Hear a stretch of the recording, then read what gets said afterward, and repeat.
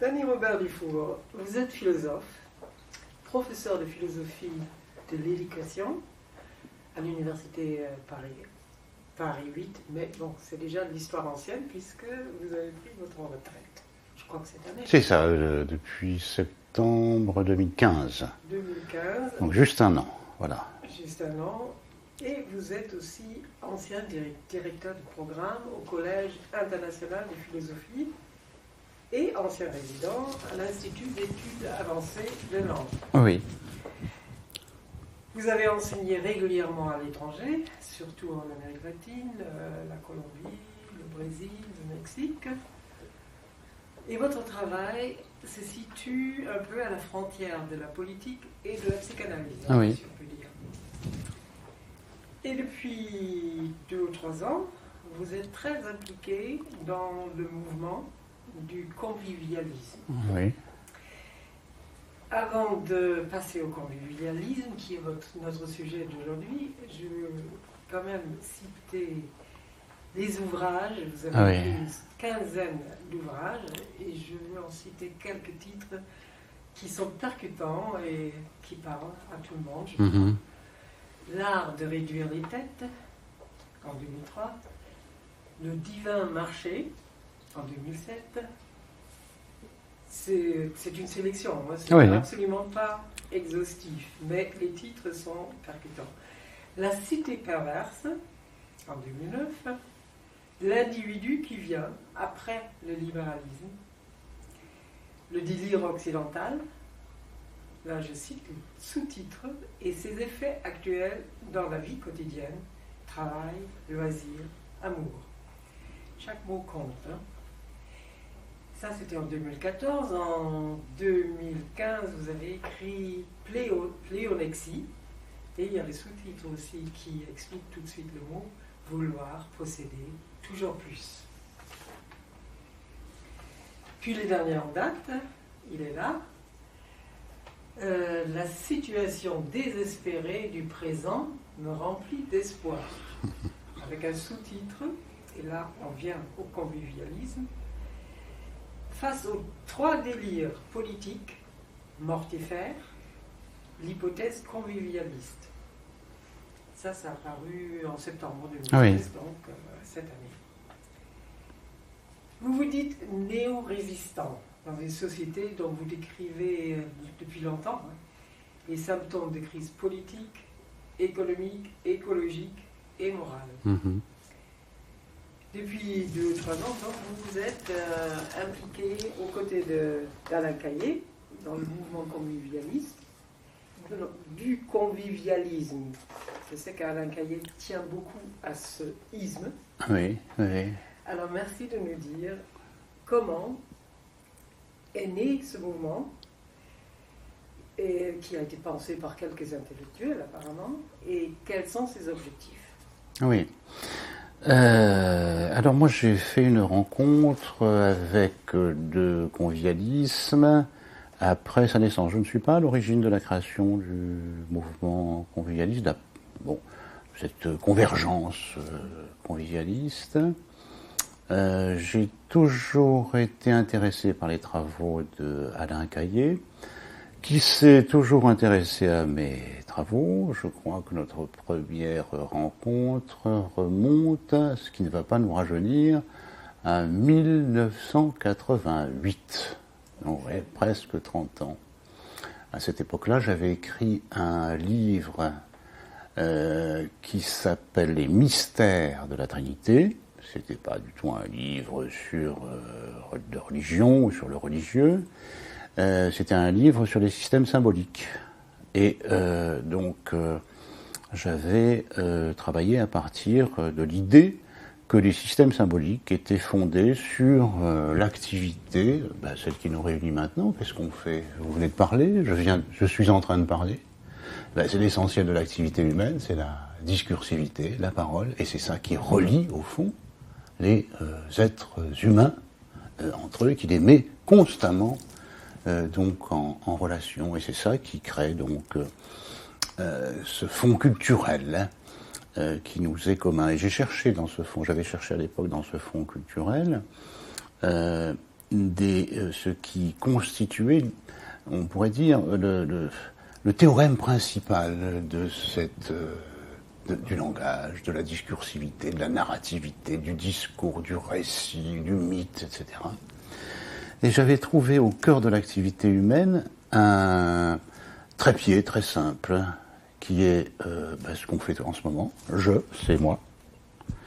Parle à tu, c'est vous, à propos de il, c'est-à-dire l'objet de notre discours. Donc je parle à tu à propos de il. Et si vous y réfléchissez un instant, c'est ce à quoi nous occupons l'essentiel de notre temps d'être humain. C'est dire je, en assumant sa propre parole ou en essayant de l'assumer, à quelqu'un d'autre, un tu, qu'on désigne comme un tu, à propos d'un objet. Et l'objet peut être un objet qui vient de n'importe où dans l'espace. On peut parler du Big Bang, on peut parler de la fin des temps, de n'importe quand dans l'histoire. Ça peut être, je sais pas, la Mésopotamie, ça peut être la post-histoire, ce qui se passera. Donc ce il peut être donc l'objet qu'un je et tu convoquent. Donc vous avez parlé du convivialisme. Alors, justement, et je ne savais pas que je parlais déjà du convivialisme. Je ne le savais pas, parce qu'à l'époque, nous n'y étions pas encore. Donc, j'avais reçu un petit mot très sympathique de Alain Caillé, qui en avait fait d'ailleurs une lecture commentée dans la revue qui l'animait, et qui l'anime toujours, la revue du MOS à l'époque. Le MOS, parce que Alain Caillé c'est un Mossien, c'est-à-dire le maître à penser de Alain Caillé, c'est Marcel Mauss, c'est-à-dire celui qui a travaillé aussi beaucoup sur le système du don, le donner, recevoir, rendre. Alors, donner, recevoir, rendre, ça fait 3. Et je, qui parle là-dessus à propos de lui, ça fait 3. Et donc, on s'est rencontrés sur l'idée qu'il y avait là-dedans quelque chose qui avait à voir avec une ternarité, ou une trinité, d'où le nom de mon livre, Les mystères de la Trinité, qui constitue le lieu fondamental de l'échange entre êtres humains. Moi j'ai suivi ses travaux, il a toujours suivi mes travaux, mais comme il est beaucoup plus entreprenant que moi du point de vue,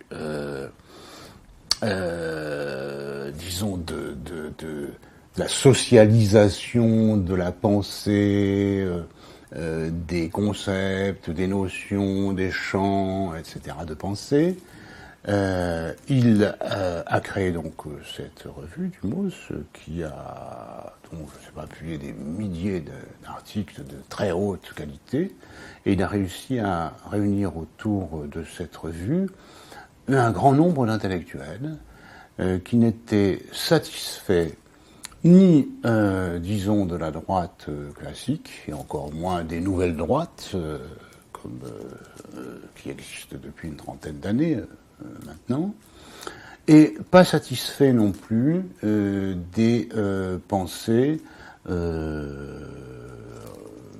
d'extrême gauche ou néo-marxistes ou radicales, qui donc instrumentalisaient quelque chose de, par exemple, l'identité dans l'extrême droite, par exemple, l'idée que l'avenir est fait de lendemains qui chantent et qu'il faut que le sujet, l'individu se taise pour se porter comme défenseur de cet avenir dans le marxisme ou le néo-marxisme ou le communisme réel.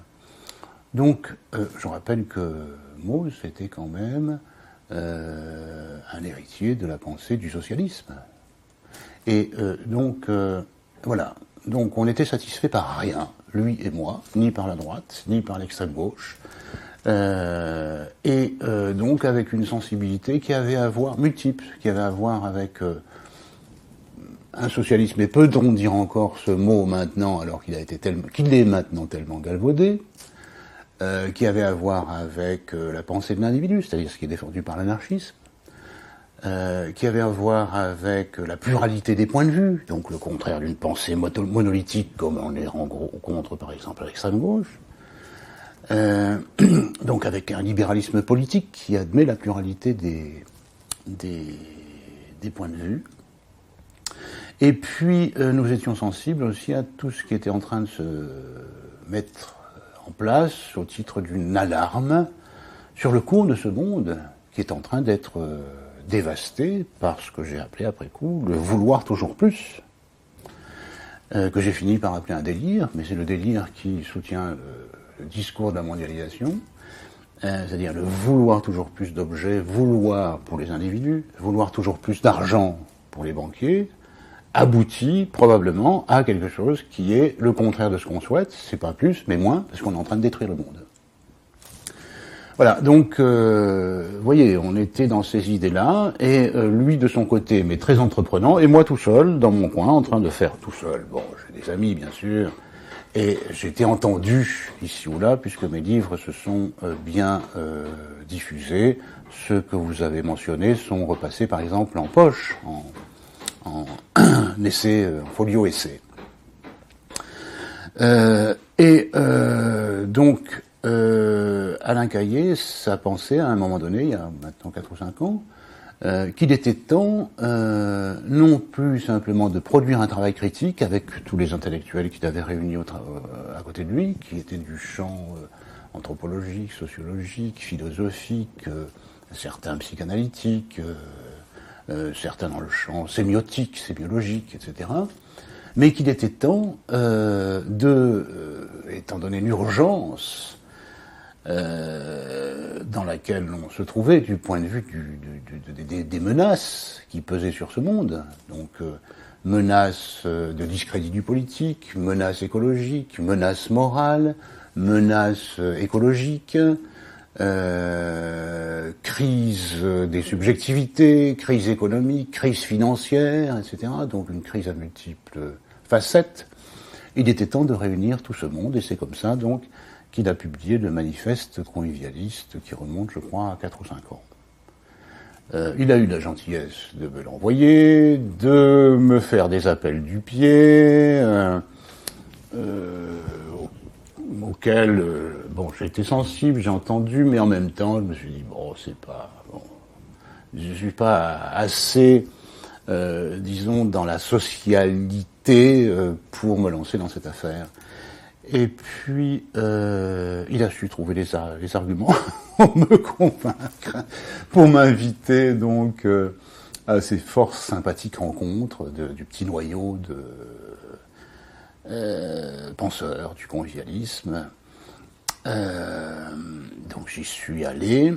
Il m'a demandé de faire un certain nombre de présentations à partir de mes travaux sur un certain nombre de notions. Par exemple, la notion du bris. Le bris, c'est la démesure chez les Grecs. Donc nous sommes dans un monde de la démesure.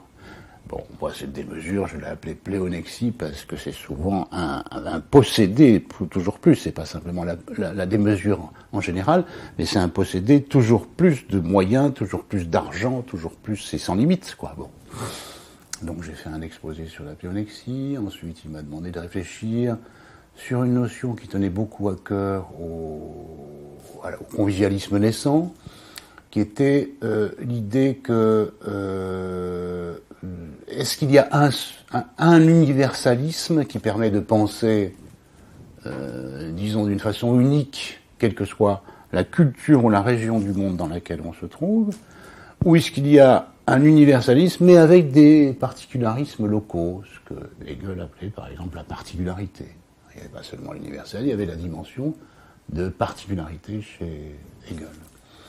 Et donc j'ai réfléchi à une notion qui s'appelait le pluriversalisme, qui était une tentative pour savoir dans quelles conditions on se retrouvait dans l'universel, par exemple les mathématiques c'est l'universel, ou quand on se retrouvait dans des universaux mais qui s'exprimaient sous des formes particulières.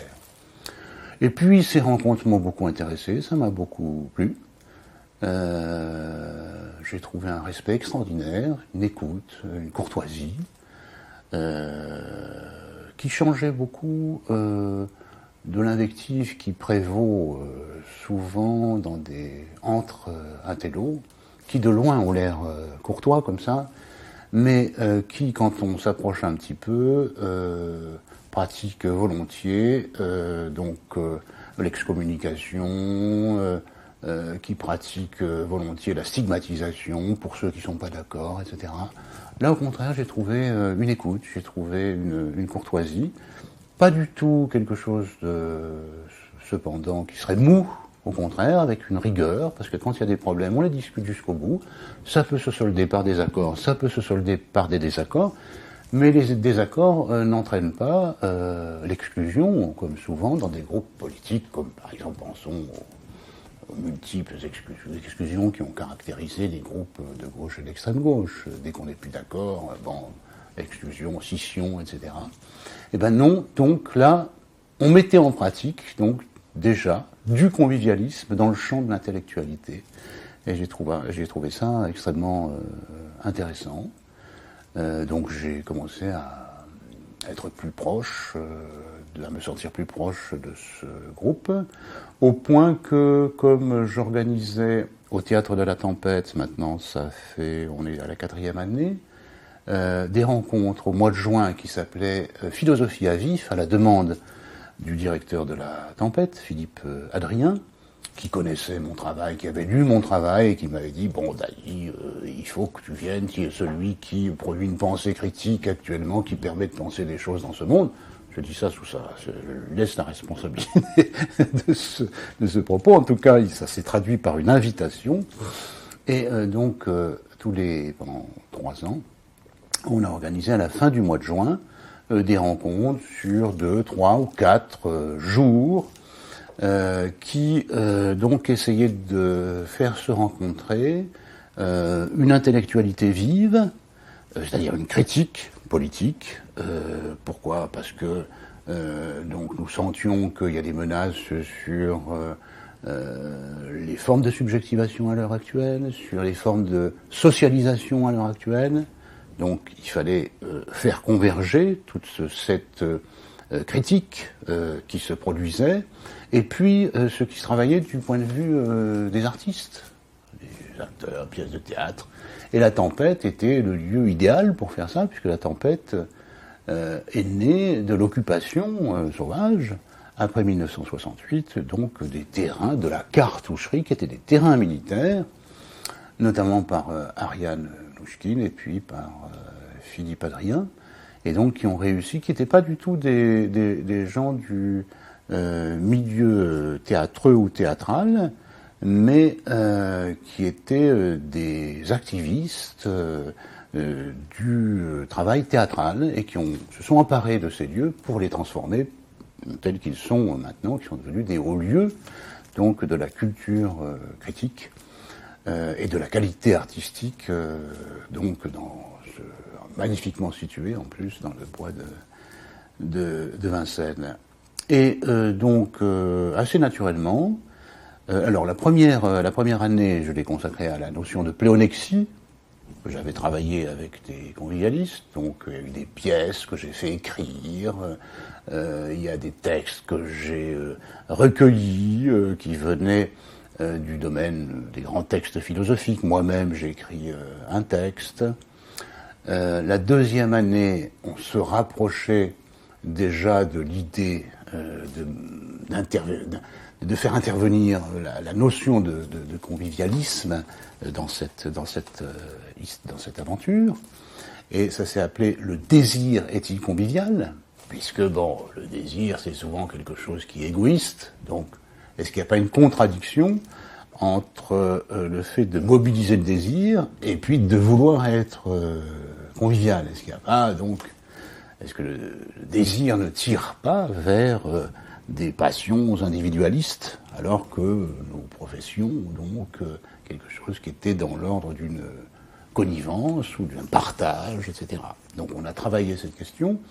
J'ai fait venir un philosophe, j'ai fait venir un sémiologue, François Flahault, j'ai fait venir Alain Caillé, et j'ai écrit moi-même un texte, et on a fait 4 journées avec des comédiens qui ont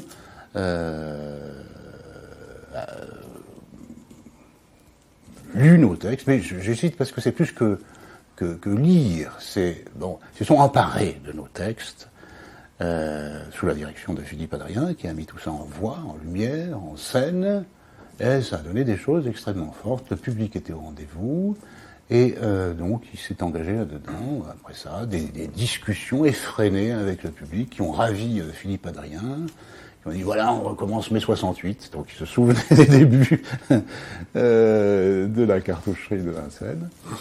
Et donc la troisième année, tout naturellement, j'ai donc proposé à Alain Caillé et mes amis convivialistes donc de venir pour présenter ce que nous venions d'écrire, c'est-à-dire un nouveau livre qui était des propositions en fait de politique convivialiste.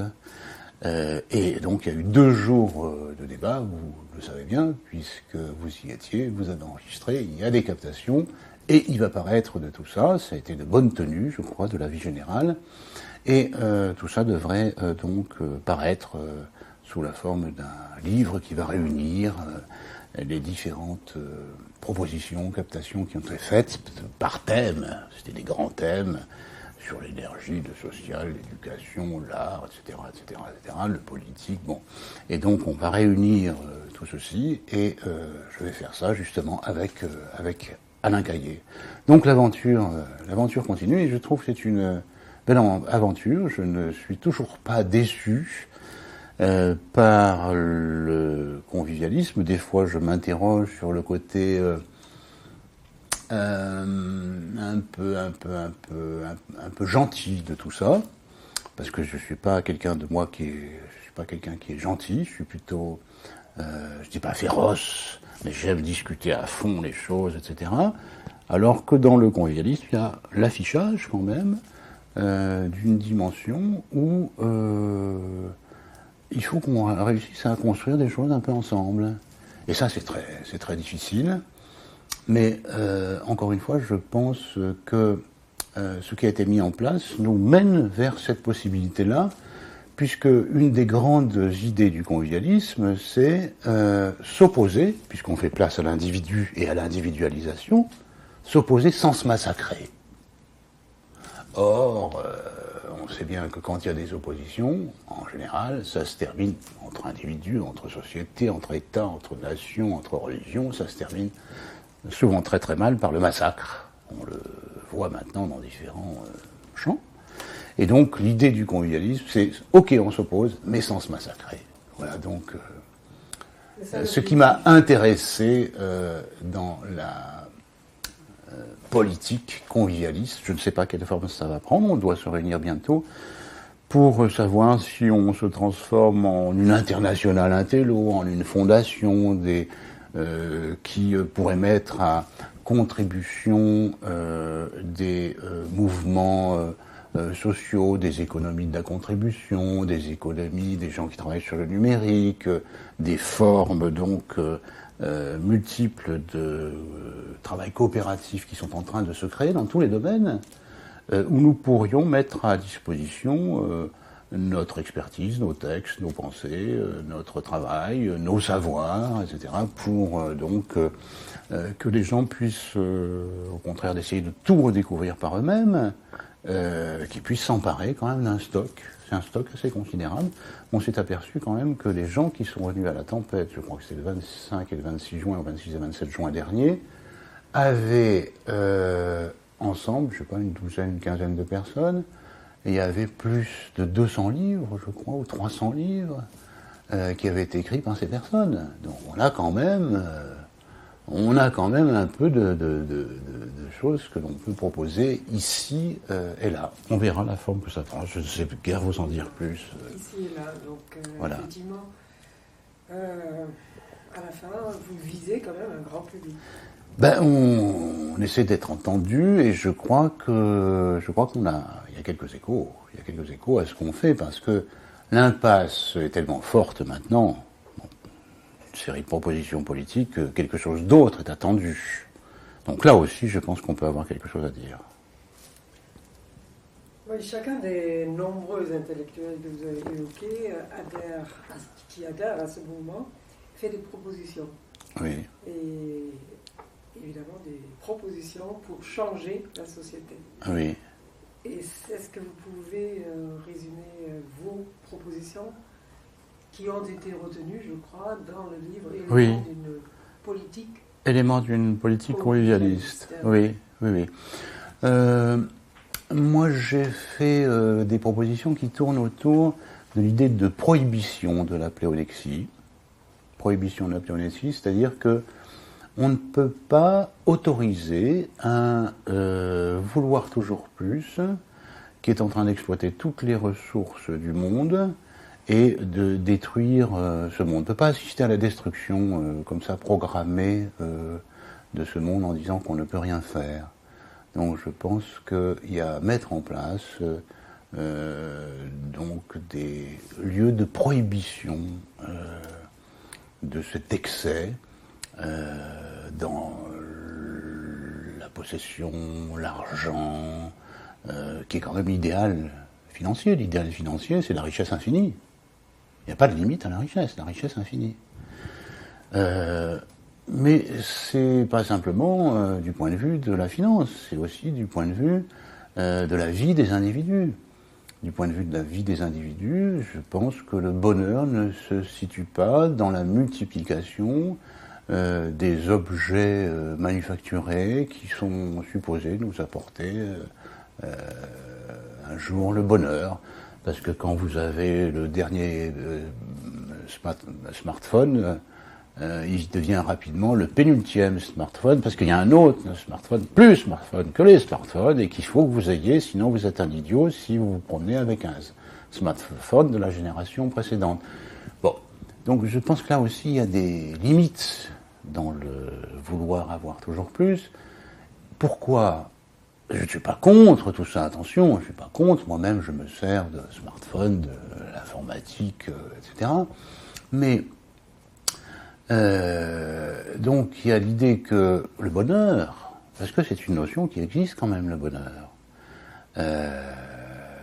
même si Freud disait que le bonheur ne fait pas partie de ce que l'homme peut espérer.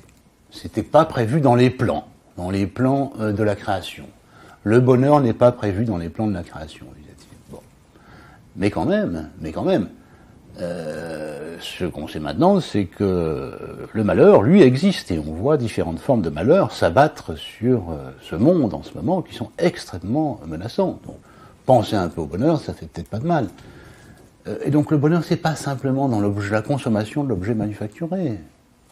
Parce que ça produit des conduites qui sont des conduites addictives. Il en faut, puis en faut, puis en faut, puis en faut, puis en faut toujours plus. Donc l'addiction, évidemment, c'est le contraire du bonheur, c'est le manque permanent. Donc peut-être que le bonheur, c'est pas l'objet manufacturé, c'est le fait de produire son objet. Que chacun puisse essayer de produire ses objets par soi-même. Moi, je fais des livres. Il y en a d'autres qui font des films. Il y en a d'autres qui font des excellents croissants, il y en a d'autres qui font des bons légumes, ravis. Il y en a d'autres qui mettent en place des relations conviviales où les gens sont heureux de se retrouver. Il y en a d'autres qui s'attachent à découvrir des procédés pour moins polluer. Il y en a d'autres... Bon, c'est infini. La somme des choses que l'être humain, l'esprit humain peut se concevoir, produire. Je ne parle même pas des créateurs artistiques qui nous confrontent à toute une série d'objets culturels, que ça soit de la musique, de la chorégraphie, de la danse, du théâtre, bon, toute cette magnificence créative à quoi nos sociétés maintenant sont extraordinairement intéressées. Ça, ce ne sont pas des objets manufacturés, c'est des créateurs. Et il faut qu'on redevienne créateur de toute une série de lieux, d'objets, plutôt que consommateurs. Et la plupart du temps, quand nous sommes producteurs, des producteurs aliénés de ces produits-là. Donc, une partie du bonheur passe peut-être dans la redécouverte de ce que nous pouvons produire, contribuer, dans l'idée de la contribution, contribuer à créer dans nos sociétés. Et si tout le monde était sollicité pour devenir, à son niveau, contributeur, je dis pas contributeur en écrivant des livres nécessairement parce que moi j'écris des livres, donc c'est pas parce que il y a des gens qui aiment pas ça, et je reconnais. Mais il y en a qui produisent du bien manger, une excellente gastronomie, des bons vins. Les colibris. Voilà, et ben voilà les colibris, et donc que se remettent à l'ordre du jour pour chaque individu. Donc la contribution qu'il peut amener à des processus de création qui vont le rendre lui plus heureux et avec d'autres à côté de lui. Voilà. Donc si on mettait ça à l'ordre du jour, plutôt que la consommation effrénée, je pense qu'on aurait fait par exemple un grand pas. Par exemple. Donc j'avais développé cette idée et ça passe dans ce livre, ça passe aussi par toute une série, puisque j'ai beaucoup enseigné en philosophie d'éducation, pas seulement en philosophie politique aussi, mais en philosophie du langage, mais aussi en philosophie d'éducation. Donc ça passe aussi par un certain nombre d'idées éducatives qui fait que, bon, par exemple, il faut que nous puissions aider les jeunes qui arrivent, ce que Hannah Arendt appelait les nouveaux venus par naissance, bon, qui sont amenés par le renouvellement générationnel et qui sont pleins de passion, pleins de pulsions, et c'est beau, c'est la vie qui coule en eux, pour qu'ils se concentrent sur quelques-unes, qu'ils les cultivent, plutôt d'essayer de voir tout en même temps, ce qui donne donc une éducation avec beaucoup d'enfants extrêmement malheureux qu'on appelle maintenant, qui sont caractérisés du syndrome d'hyperactivité, parce que donc dans la sollicitation multiple dans laquelle ils veulent ceci, puis cela, puis il n'y a plus de limite, et puis ils se concentrent sur rien, puis ils veulent tout, et puis ils font rien. Ils zappent. Des homo sapiens. Est-ce que vraiment il n'y a pas un travail à faire du côté de l'éducation pour dire ça tu peux pas, mais ça tu peux. Et donc ça si tu peux pas, arrête, mais essaye de te concentrer, de cultiver ce que tu peux, et là on peut t'aider. Il y en a d'autres qui sont passés par là, qui sont plus âgés, ceux de la génération précédente, et qui peuvent t'aider. Dans l'éducation maintenant, le maître est souvent vu comme l'ennemi. C'est celui qui va m'empêcher de me réaliser moi-même, etc. Donc je ne veux qu'on m'apprenne rien du tout, je veux qu'on me laisse être moi-même. C'est une éducation qui produit des catastrophes. C'est une éducation néolibérale où l'individu est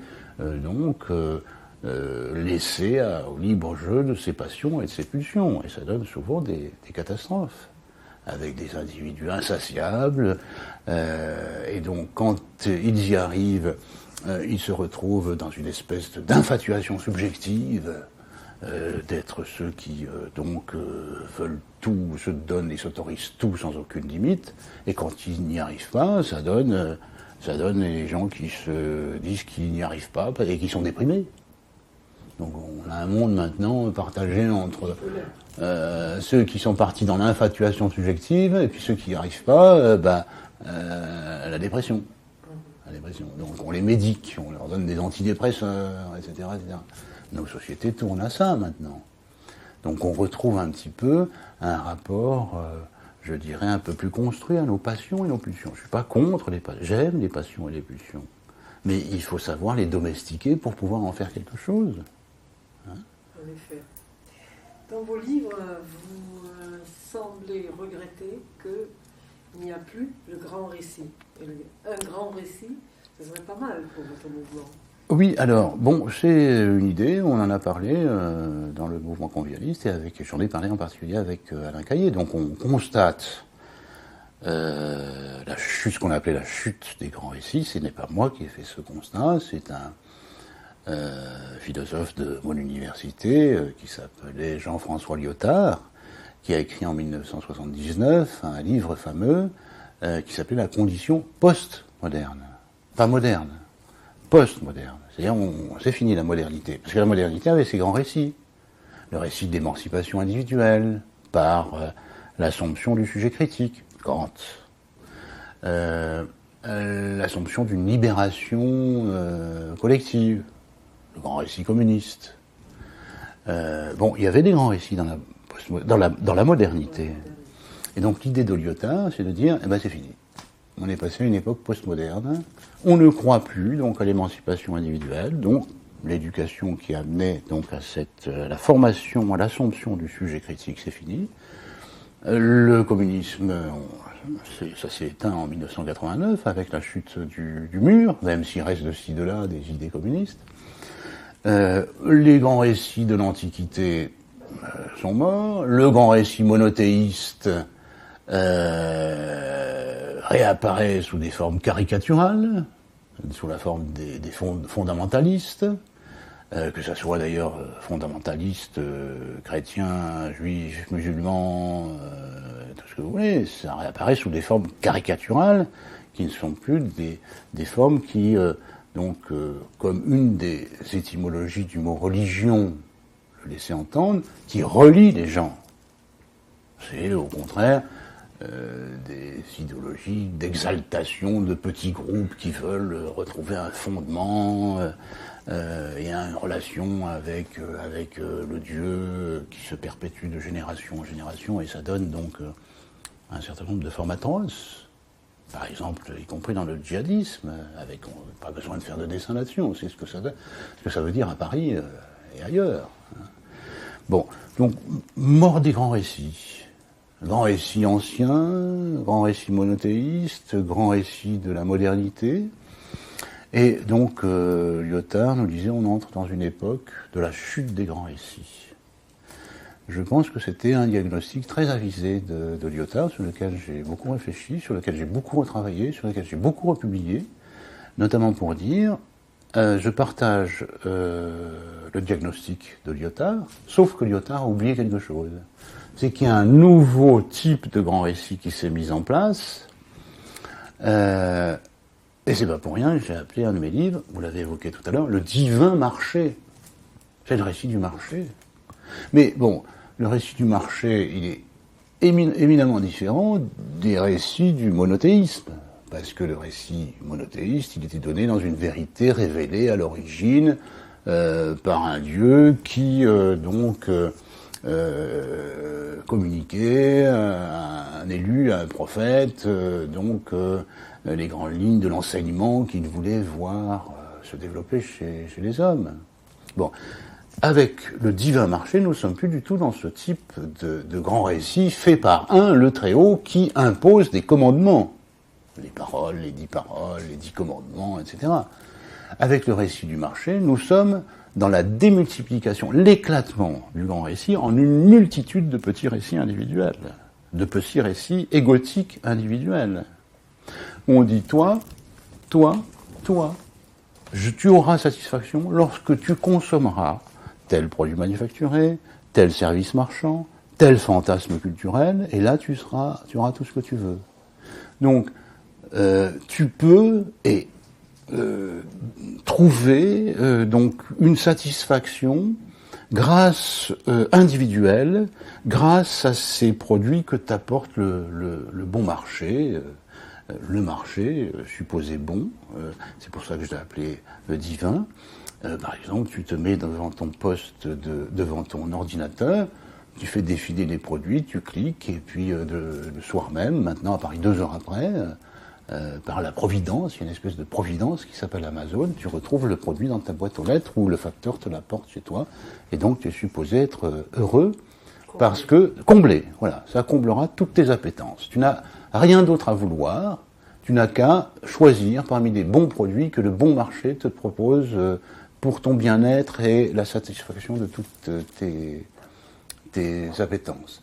Donc nous sommes passés à un nouveau type de grand récit, mais c'est plus un récit unique. C'est un récit éclaté en des millions, des milliards, autant d'individus qu'il existe sur cette terre, de petits récits individuels, à qui s'adressent les récits publicitaires, les petits récits publicitaires, qui sérient les populations en différents groupes et dit pour votre groupe, j'ai ce qu'il faut. Pour votre groupe, j'ai ce qu'il faut. Pour votre groupe, j'ai ce qu'il faut. Pour le tourisme cet été, voilà, j'ai cette croisière qui correspond exactement à ce que vous voulez faire. Et donc, on est passé maintenant à un grand récit qui fonctionne sous un mode complètement éclaté, sous un mode de multiplication des petits récits égotiques. Donc j'ai fait cette proposition par rapport à donc l'idée de Lyotard, chute des grands récits. Ok, chute des grands récits transcendants et transcendantaux, d'accord, mais profusion de petits récits égotiques. Et on voit ce que ça donne. Ça donne l'émiettement de notre société, ça donne les symptômes que j'ai mentionnés tout à l'heure, c'est-à-dire addiction, c'est-à-dire infatuation subjective, c'est-à-dire dépression. C'est les trois grandes formes maintenant des symptômes de la psychopathologie contemporaine, ça. Donc ça donne ceci, et si on ajoute, pas au niveau individuel, mais au niveau de la conséquence sur le monde, la destruction du monde. Destruction du monde parce que on ne respire plus à Paris, à Pékin, à Téhéran, etc., etc., parce que l'eau est polluée, parce que la promesse qu'on nous faisait de dire extension infinie de la durée de vie chez les êtres humains, on s'aperçoit que ce n'est plus vrai maintenant, parce que la durée de vie en bonne santé, elle diminue. Le nombre des cancers explose, on le sait depuis une semaine, grâce aux enquêtes épidémiologiques qui viennent de se faire. Les gens sont prolongés, mais prolongés dans des états qui sont des états tragiques, légumaires, qui sont loin des promesses donc, de bonheur presque éternel dans lesquelles nous étions engagés encore il y a quelque temps. Donc, par rapport à ce que ça produit, c'est-à-dire destruction des subjectivités, destruction du lien social, destruction de la planète, la multiplication des petits récits est plutôt un drame qu'une bonne nouvelle, contrairement à ce qui est annoncé. Et donc, par rapport à ça, quel grand récit reconstruire qui permette de reconstituer un peu de lien entre les individus, sachant que les individus se réalisent dans le lien. Ils n'existent pas en dehors du lien avec les autres individus. Ils n'existent que par le lien avec les autres individus. On ne voit pas un enfant qui arrive au monde et qui s'élève tout seul. Il lui faut des parents, il lui faut des instituteurs, il lui faut des... etc., etc. On ne voit pas des individus qui ne peuvent vivre que absolument tout seuls, sans relation avec les autres, aussi ermites soit-il. On trouve donc un certain nombre de satisfactions dans la mise en commun, la contribution que l'on donne aux autres, ce qu'on reçoit de ces mêmes autres. Donc il y a là quelque chose de l'ordre d'un grand récit à reconstruire, et moi je n'hésite pas, tout le monde n'est pas de cet avis dans le convivialisme, certains disent que c'est pas l'affaire du convivialisme de reconstruire des récits, moi je dis qu'il faut mettre en récit l'hypothèse convivialiste. Mettre en récit, c'est-à-dire ne pas seulement dire nous sommes des intellos qui avons bien travaillé et on affronte la critique, vous verrez que nous avons raison sur la plupart des points que nous défendons. Je crois que nous avons raison sur tout ce que nous défendons, au point de vue par exemple politique, énergétique, des modes de production, rapport entre les individus, etc., etc. Je crois que nous avons raison, mais je crois que ça ne suffit pas. Trop complexe. Et il faut encore mettre en récit tout ça. Faut que ça devienne désirable. Faut que ça devienne désirable. Voilà, faut que ça devienne désirable. C'est pas pour rien que j'ai fait mes affaires à la Tempête, au théâtre de la Tempête, parce que s'il y a un lieu de mise en récit, c'est bien le théâtre. Qu'est-ce que c'est que la scène du théâtre dans la cité depuis l'Antiquité? C'est le lieu où la cité représente les questions qu'elle se pose, pour essayer de les raconter, de les mettre en histoire, de les mettre en récit, de façon à ce que les gens puissent donc créer une sorte d'image de leur cité, un reflet de leur cité, et qu'ils puissent réfléchir à partir de ce reflet de leur cité. J'ai fait ça à la Tempête pour ça, c'est parce que c'était le lieu de la mise en récit. Et j'étais très content de voir que dans la deuxième session de philosophie à vif, Alain Caillé avait écrit un texte quasiment prophétique, qui était donc le récit de l'avènement du convivialisme en je ne sais plus quelle année il situait ça. Il y avait une chronologie avec toute une dramaturgie, des éclatements, des hypothèses qui se discutaient, qui travaillaient, puis à un moment donné, donc l'apparition de cette hypothèse comme quelque chose qui n'était pas simplement juste, faisable, mais aussi désirable. Donc voilà, je crois qu'il faut faire rentrer le convivialisme dans l'ordre du désirable. Tout à fait. C'était la question, donc vous avez répondu. Mais il y a encore un mais, et de taille. Comment voulez-vous déjouer le pouvoir des lobbies multinationales, le pouvoir d'argent? Ah ben bien sûr, ça c'est une question considérable, d'autant que ces lobbies tiennent toute une série de lieux de décision. Je le vois par exemple moi dans la recherche. Ce qui est validé au niveau par exemple des recherches nationales, qui sont ANR ou autres, que ça soit national, local, régional, européen, c'est ce qui qui est congruent avec les hypothèses ultra et néolibérales qui font que, par exemple, une recherche qui dit bon, voilà, on a maintenant beaucoup de gens, ça va être 30% de la population dans quelques années qui vont devenir des personnes âgées, dont il va falloir s'occuper, etc., etc. Donc, voilà un problème de société. Qu'est-ce que fait le néolibéralisme pour répondre à ceci? Eh bien, on va fabriquer des robots pour s'occuper des personnes âgées. Et il y a déjà l'hypothèse Now, c'est le robot sympa avec, vous voyez, la déréalisation pour ces personnes qui seraient déjà en état de souffrance, de carence relationnelle, etc., les mettre avec des robots. Il y a des financements considérables maintenant de ce type de recherche, où on dit la culture numérique va tout résoudre. La culture numérique, c'est pas la culture qui fait que on va se rapprocher d'un tel pour essayer de construire des relations avec cette part de la population qui augmente dans notre monde. Et on pense aussi, par exemple, que les problèmes d'éducation vont être réglés par la culture numérique. On donne à chacun sa tablette, et l'enfant fait son programme tout seul avec sa tablette. Il y a déjà quantité de projets comme ça qui fonctionnent. Les décideurs, maintenant, les puissances d'argent qui contrôlent le développement numérique, favorisent ce type de développement et de recherche. Bon. Les autres recherches qui vont développer des points de vue critiques par rapport à ça, en disant ça va aggraver les problèmes plutôt que les résoudre, ces autres types de recherches ne sont pas financés. Donc vous avez complètement raison. Et cependant, l'initiative, quand même, dans le monde, l'initiative contributive est considérable.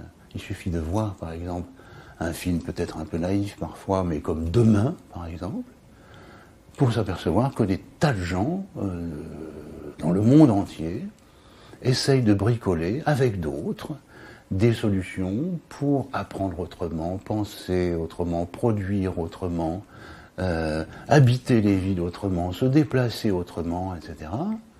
Et on peut quand même essayer de penser que par rapport à, disons, ce que je n'hésiterais pas à qualifier de totalitarisme mou. On n'a plus de tyran maintenant, on n'a plus un Hitler ou un Mussolini, mais on a la pression des groupes de pression, de la technique, des radios, de la télévision qui nous disent à chaque fois ce qu'il faut, les bonnes solutions, ce qu'il faut faire, et c'est une dictature molle dans laquelle nous sommes. Et par rapport à ça, il y a plein de gens qui essayent d'échapper à ça. Et je crois que c'est ça l'espoir, c'est qu'il y a quantité d'individus qui, dans leur domaine, essayent de faire fonctionner des ordinateurs un peu autrement, des instruments numériques un peu autrement, cultiver autrement, habiter autrement, une tour comme celle dans laquelle j'habite, de mettre des arbres dessus, je ne sais pas quoi, enfin, on voit ça dans ce film. Ah, voilà. Et voilà, ça me donne quelque espoir. Alors, le titre de ce livre, c'est de mon dernier livre, La situation désespérée du présent me remplit d'espoir. Je suis désespéré parce que nous sommes face à trois grandes menaces. Donc, la menace néolibérale qui détruit le monde, en disant qu'elle œuvre au bonheur des individus. Par rapport à ça, le délire fondamentaliste, j'en ai parlé, qui dit on va retrouver une pureté dans une relation directe avec Dieu. On voit ce que ça donne quand ça se réalise, ce désir de pureté. C'est la souillure et le massacre des membres disloqués, coupés, etc. Et puis, troisième délire, le délire identitaire qui monte partout en Europe. Avec, on le voit par exemple en Hongrie, on le voit en France, on le voit à Amsterdam, en Hollande. Donc avec l'idée qu'il faudrait retrouver les racines pures d'un peuple. Mais c'est une absurdité. En France, les Français sont mélangés depuis les Gallo-Romains. Et toutes les couches qui se sont rencontrées, etc. Vous voulez retrouver un Français de souche là-dedans? Vous voulez retrouver une profonde identité européenne alors que nous sommes profondément mélangés? On dit identité chrétienne. Ben oui, l'identité chrétienne. Sauf que la Grèce était polythéiste. Et la Grèce, c'est quand même notre berceau philosophique. Bon. Il faudrait quand même pas passer la philosophie, les droits de l'homme, ben évidemment. Voilà. Donc voilà, trois délires mortifères qui s'affrontent et qui me désespèrent. C'est pourquoi la situation du présent me désespère, mais en même temps, ceci suscite des quantités de multiples initiatives. Par exemple, je ne sais pas, j'en prends une au hasard, comme ça, l'invention des monnaies locales. Bien montré dans ce film aussi, qui nous sortent, par exemple, de l'argent créé par les financiers, l'argent qui ne sert qu'à produire toujours plus d'argent. Ces monnaies locales ne peuvent pas être appropriées et ne peuvent pas produire des petits, produire des intérêts, autrement dit. Donc, elles ne sont pas sujettes à l'usure. Parce que nous sommes dans des économies avec la finance de l'usure. Il faut que voilà, spéculation, etc., etc. Donc il y a toute une série de lieux dans le monde où il y a des gens qui se débrouillent avec des monnaies locales, soustraites donc au fonctionnement, à l'usure de l'économie financière. Ça, c'est quand même des initiatives extraordinaires. Donc multiplier ceci. Voyez par exemple comment je ne sais pas, par exemple au niveau du savoir et des produits du savoir qui sont achetés par des multinationales, je ne sais pas, les multinationales qui achètent par exemple toutes les grandes œuvres d'art, les films, le droit de reproduction des statues, des tableaux, etc., etc. Eh bien, par rapport à toutes ces multinationales qui accaparent donc des savoirs pour en faire des biens, qui vont être revendus au moment de la diffusion, vous voyez par exemple qu'il y a d'autres modes qui se mettent en place. Vous voyez par exemple une économie contributive comme celle de Wikipédia, par exemple. C'est pas un exemple incroyable, mais c'est bon. Voilà, les gens entretiennent, produisent des savoirs. Les mettre à disposition de tout le monde, ne reçoivent pas de salaire, mais ont la satisfaction d'avoir produit leur part à la contribution générale, une œuvre qui s'améliore par un autre. Vous voyez, je ne sais pas, je ne connais pas grand-chose dans tout ça, mais un logiciel comme Firefox, par exemple. Firefox, il est dans la contribution numérique aussi. Ce sont les utilisateurs qui ont à disposition le code source et qui peuvent améliorer ce code source. Ce n'est pas un code propriétaire, comme par exemple les produits Microsoft. Bon, il y a quantité, y compris dans l'informatique, de choses qui peuvent être mises en commun et donc qui peuvent contribuer à cette économie de la contribution. Ça me donne quelque espoir. Donc d'un côté, je suis complètement désespéré de voir que le monde est menacé par ces idéologies mortifères, par ce que j'appelle moi des délires mortifères. Je peux m'expliquer plus précisément sur le terme de délire que je n'emploie pas au hasard. Donc par rapport à ça, que une hypothèse convivialiste puisse apparaître et que de multiples formes de contribution puissent naître ici et là dans tous les domaines, eh ben ça me donne quelques espoirs. Alors maintenant sur le mot délire, je reviens sur le mot délire, je n'emploie pas le mot délire au hasard, parce que, bon, qu'est-ce que c'est qu'un délire? C'est définissable comme ce qui produit les effets exactement opposés à ceux qui sont annoncés. Voilà, imaginez que je me délire en petit oiseau. Voilà. Je suis un petit oiseau de 80 kg, 90 kg. J'ai des jolies ailes qui me battent dans mon dos. J'ouvre cette fenêtre, nous sommes à un étage élevé, et je me jette dans la fenêtre. C'est mon délire de petit oiseau. Qu'est-ce qui va se passer? Ça risque de se terminer mal. Je ne veux même pas essayer, mais ça risque de se terminer mal. Bon, ceux qui ont essayé, en général, ça n'a pas donné grand-chose. Mais bon, voilà. Donc le délire, la légèreté, se transforme en son contraire. C'est-à-dire l'épouvante, l'écrasement, voilà. C'est ça un délire. C'est-à-dire ce qui est promis comme résultat, donc, et ce qui se présente n'ont rien à voir, parce que c'est le contraire, ce qui se résulte de ce qui est promis. Donc je dis délire occidental, parce que c'est en Occident qu'est née l'idée pléolexique d'un toujours avoir plus. Le toujours avoir plus va produire tout casser. Casser les équilibres de ce monde, les équilibres qui donc sont qui règlent donc la possibilité du vivant sur Terre. Donc on est en train de dérégler tout ça. Donc le vouloir toujours plus va amener un risque de tout perdre. Le vouloir toujours plus de pureté va amener toujours plus de massacres et de souillures. Et le vouloir toujours plus d'identité pour se retrouver entre nous va amener quelque chose comme une possible guerre civile. Donc voilà, nous sommes face à trois délires. Et face à trois délires qui me remplissent de terreur, de désespoir, je vois ici ou là des petites choses qui se passent. Et donc je suis quand même content. Voilà, je suis un grand pessimiste, vous savez, mais le pessimiste, il voit une petite chose qui apparaît, qui, donc, pas grand-chose, mais il voit quelque chose qui lui donne un espoir, il est très très content. Donc je suis un pessimiste qui verse vers l'idée qu'il pourrait y avoir quand même quelques bonheurs. Cet espoir, il faut surtout la partager, et je me demande comment vous allez faire pour attirer davantage de jeunes, parce que ce que j'ai vu au Théâtre de la Tempête et ailleurs, c'est quand même une moyenne d'âge assez élevée. Ah bah vous avez raison, oui. Alors peut-être, les exemples que vous avez cités les colibris, les gens qui sont dans les Fab Labs, dont vous n'avez pas parlé, mais j'y pense, oui. ou les jeunes qui font de l'agrobiologie, qui font des jardins sur les toits, qui imaginent les villes autrement. Bon. Ceux qui sont dans l'économie, dans la culture numérique, oui, aussi, qui sont souvent des jeunes aussi. Absolument.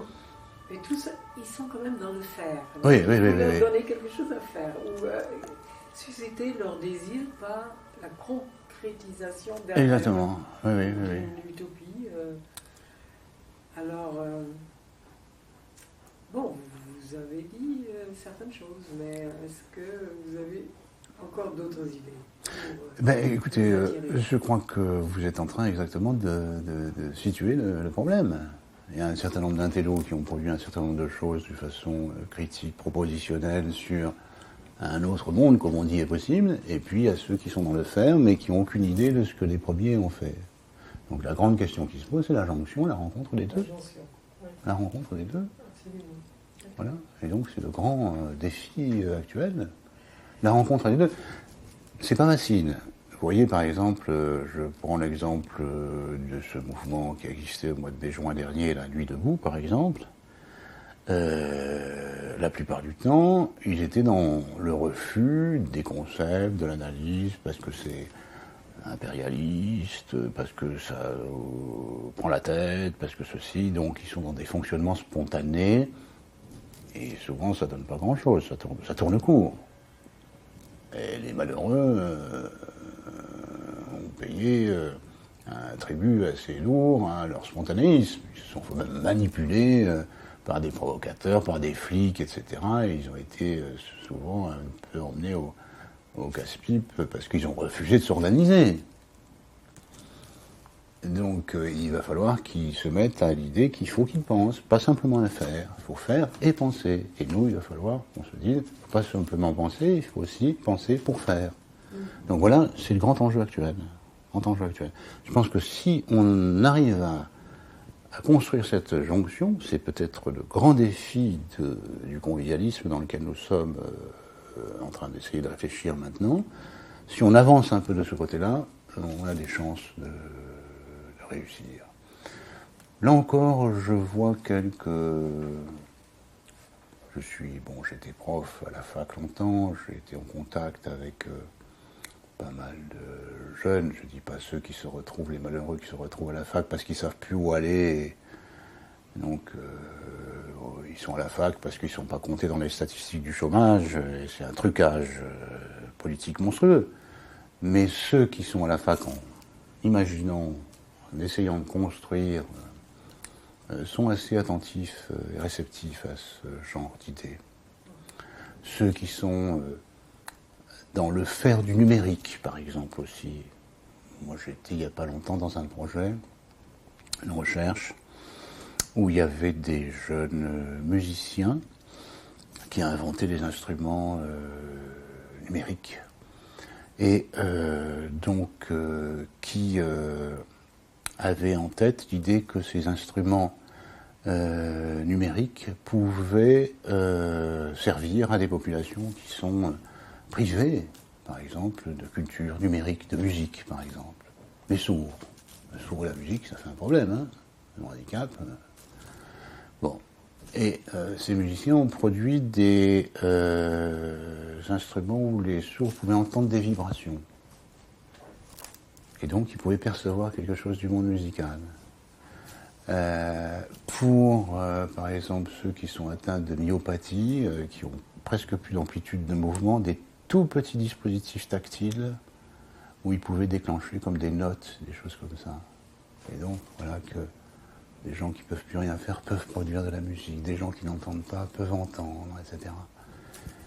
Voilà, par exemple, des contributions superbes qui peuvent, où la technique, là, est la bienvenue, non pas pour satisfaire des tranches de marché, de la satisfaction, etc., avec des produits tout faits, mais pour prendre les gens dans une réalisation culturelle, symbolique, sociale, où les gens vont pouvoir travailler avec de nouveaux instruments, par exemple, penser avec de nouveaux instruments. Tout ça, c'est extrêmement intéressant.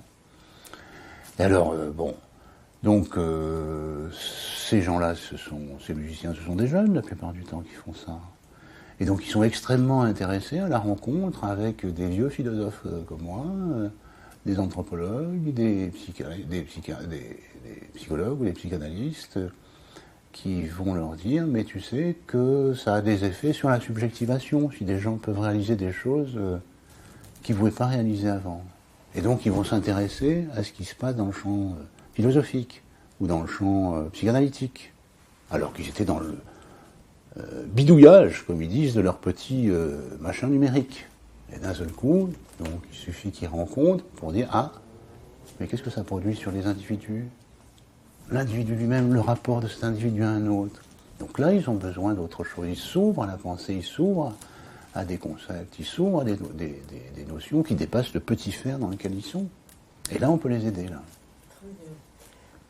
Oui, je pense toujours à un autre philosophe, évidemment, de la même tranche d'âge que vous et Alain Caillé, c'est Bernard Stiegler, qui lui est dans le numérique, c'est le philosophe, je crois que le seul en France, du numérique, qui qui rêve toujours d'être le philosophe dans la cité, de la cité, et qui passe maintenant à l'action dans un territoire très restreint. Il s'agit de la plaine commune, dans le 93, où il collabore avec le maire de cette commune, plaine commune. Et il veut, par exemple, introduire revenu contributif et il a d'autres projets comme ça. Oui. Alors, est-ce que quelque chose de ce genre-là, c'est-à-dire